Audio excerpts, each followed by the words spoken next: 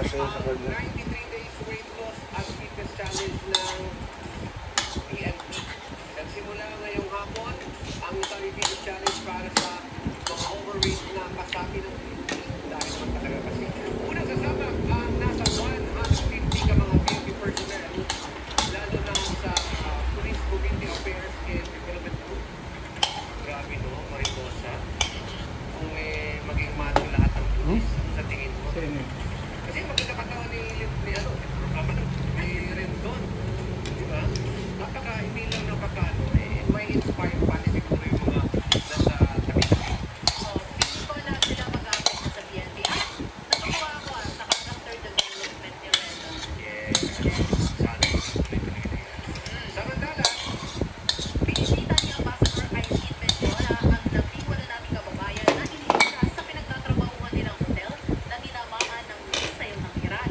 Ayon sa Embahada ng Pilipinas sa Israel, ligtas at hindi sila nasaktan dahil lahat sila ay nakapasok sa bomb shelter sa mga oras na nagkakaroon ng misail attack.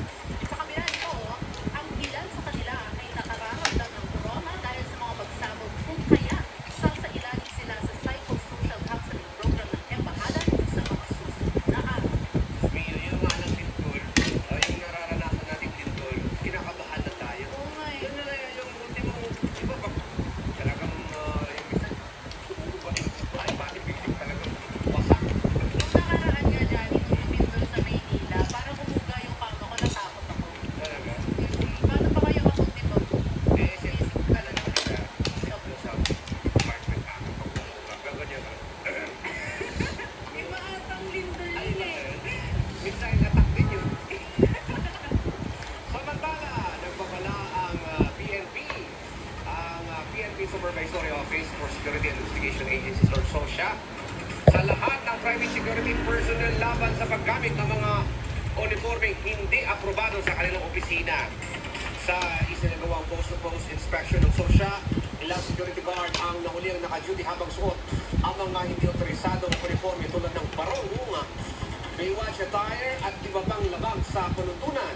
Sa ilalim po ng Memorandum Advisory 025 na pirmado ni Social Chief Police Brigadier General Marlo Roy Alzate, mariing ipinagbabawal ang paggamit ng mga special set of uniforms maliban po lamang kung may kalakip na letter of authority mula sa opisina ng Social. Ay, sino ba? Sino mga call center?